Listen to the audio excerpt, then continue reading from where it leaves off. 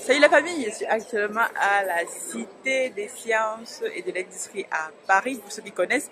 Donc, je vais vous faire un peu le tour du propriétaire. Je trouve que c'est vraiment intéressant ce qu'on trouve ici. On a des robots comme ça qui sont super intéressants. Donc, on va faire le tour. Et c'est des choses comme ça qu'il faut qu'on ait aussi au pays, quoi. Donc, au fur et à mesure, là, vous voyez un robot articulé. Donc, je vais vous faire le tour du propriétaire au fur et à mesure. C'est vraiment super intéressant.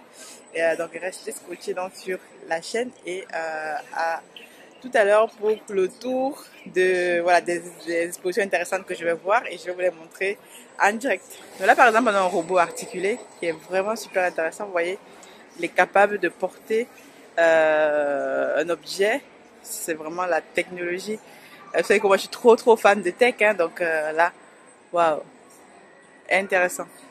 Donc là, on va faire le tour comme ça. On est dans la partie robotisée. Donc, ce sont des choses comme ça qu'on aimerait bien voir aussi, pourquoi pas un jour au pays.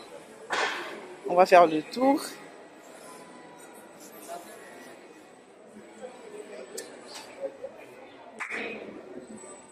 Là, vous pouvez voir les circuits imprimés.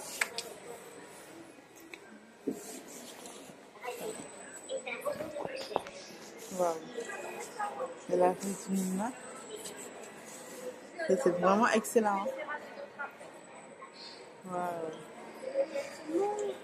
Intéressant. Le petit ballon de foot. Ouais, il essaie d'attraper le ballon de foot. Regardez là, hop. Il a attrapé le gros boîte. Ça, c'est des robots d'une précision millimétrique. 3, 2, 1, ouvrez-moi ta volonté! Là, oui, les enfants, c'est super intéressant de voir ça. Ah bah, il y a le petit garçon. Donc, on va aller voir ici. Donc, ici, vous voyez. Waouh. Là, vous voyez, ce robot, là, il est capable, en fait, d'attraper un petit objet d'une précision extrême.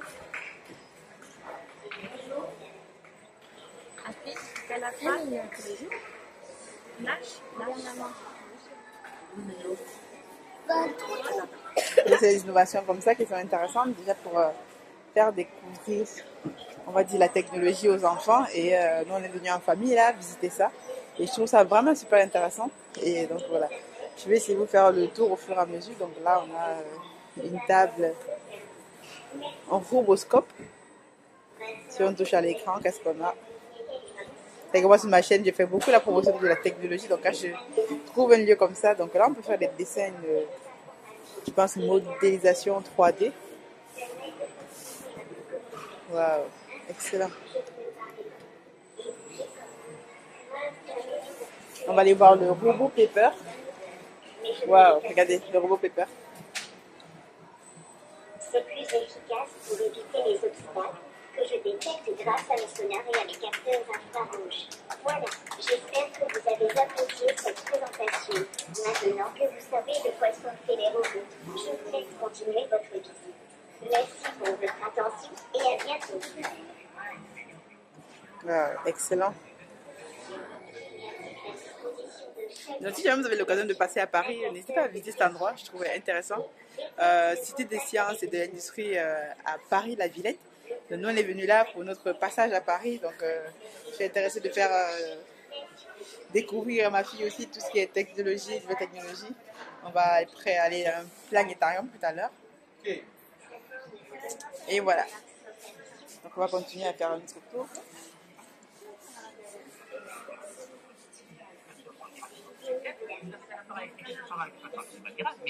Celui-là, et d'une manière générale, vous voyez comment les Européens savent mettre en avant la technologie alors.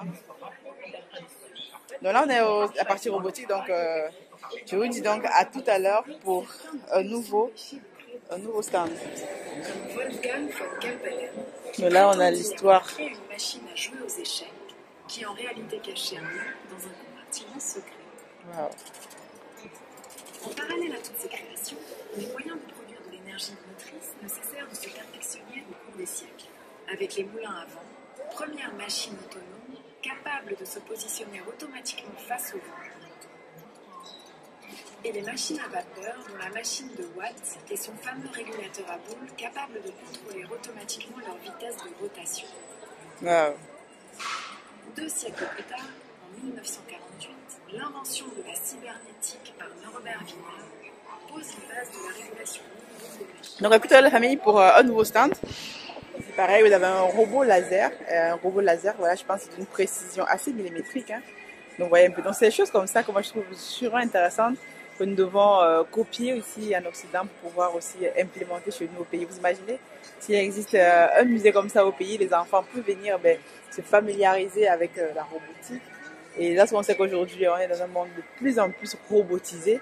C'est vraiment quelque chose de super sympa, quoi. Ici, vous voyez là, en fait, on a tout un lab, en fait, on nous montre comment les robots, surtout dans le secteur de l'automobile, vous voyez toutes les voitures et tout qui arrivent en Afrique et tout. Donc, si on pouvait avoir des usines comme ça, des personnes, voilà, qui créeraient des usines assez robotisées, vous voyez là. C'est vraiment super intéressant, quoi. Donc, moi, je vous montre ça pour, voilà, ça peut inspirer des personnes et pourquoi pas, mais ce sont des projets comme ça qui sont super novateurs, quoi.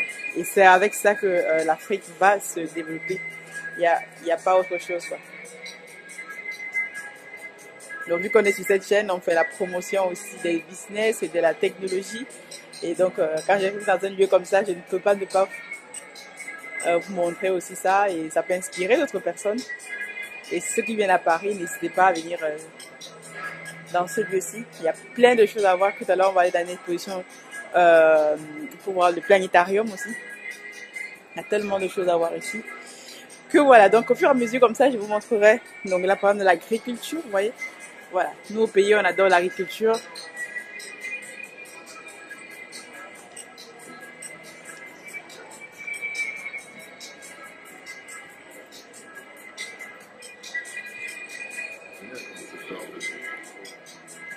Waouh, tu vois ça? Ouais, les vaches et tout, là. Comment les robots peuvent aider dans l'agriculture. Excellent.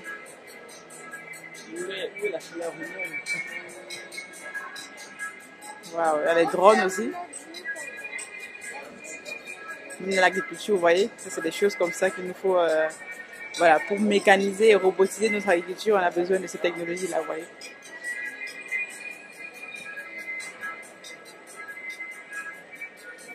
Voilà, pour semer, pour arroser les plantes, vous imaginez des plantations de centaines d'hectares. Ça, c'est des choses qu'on voit ici, mais vous imaginez.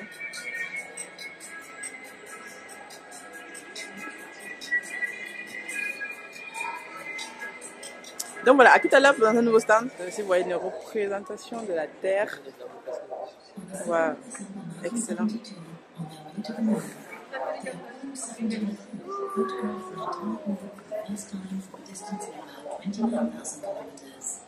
Voilà. On va écouter l'histoire de la Terre. It is a complex system of atmosphere, land and sea that is under the benevolent gaze of observation satellites. Day after day, orbit after orbit, they collect data to inform us how the Earth is behaving and sometimes to give us warning. This representation of the Earth is close to what we see with our own eyes from a spaceship. But the instruments that orbit satellites, their eyes in a way, provide us with greatly varied and sometimes very strange images.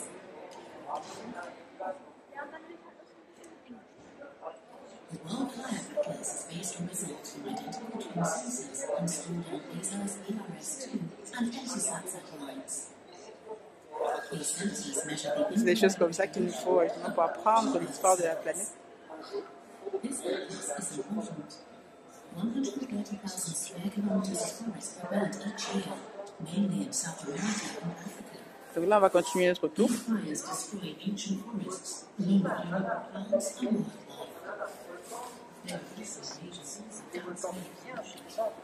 On va continuer notre tour ici. Voilà. Donc là, ici, on est dans un mini laboratoire. C'est un mini laboratoire. On va aller voir la fusée. 2, 1. Wow.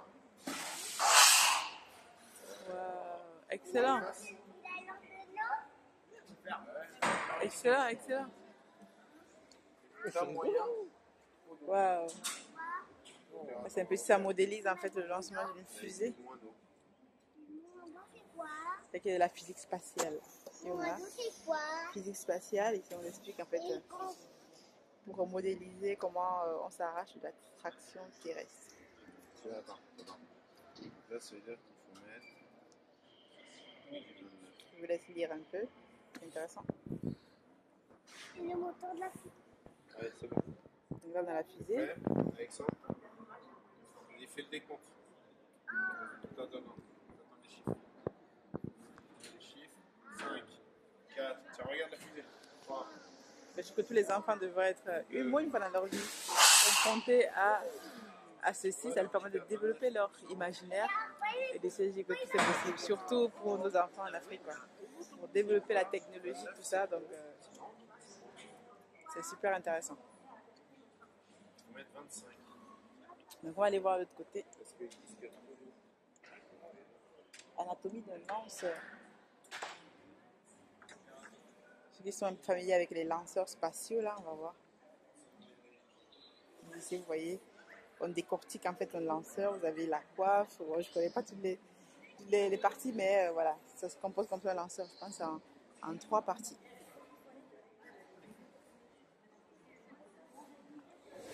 Bienvenue au planétarium. Waouh! Regardez-moi ça, c'est excellent. Oh, pour ceux qui n'ont jamais vu un planétarium, en fait, ça se présente comme ça. C'est une sorte de dôme qui permet en fait de... on va pouvoir voir un film sur la route. Waouh! Là, c'est les miroirs, la différence entre le télescope James Webb et Hubble Space En Telescope. même temps, il y a eu quelques années de différence aussi. Tout à fait. Donc la technologie a évolué. Oui. Ouais.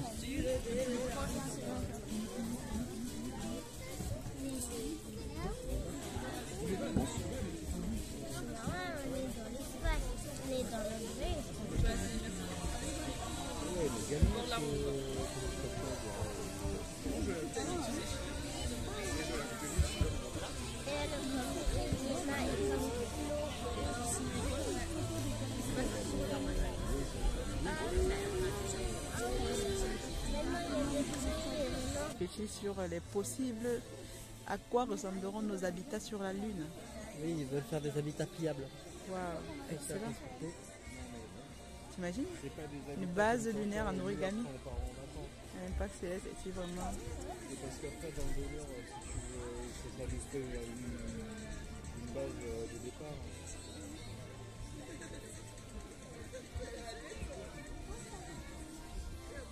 En fait, la majorité de l'énergie qu'on dépense, c'est pour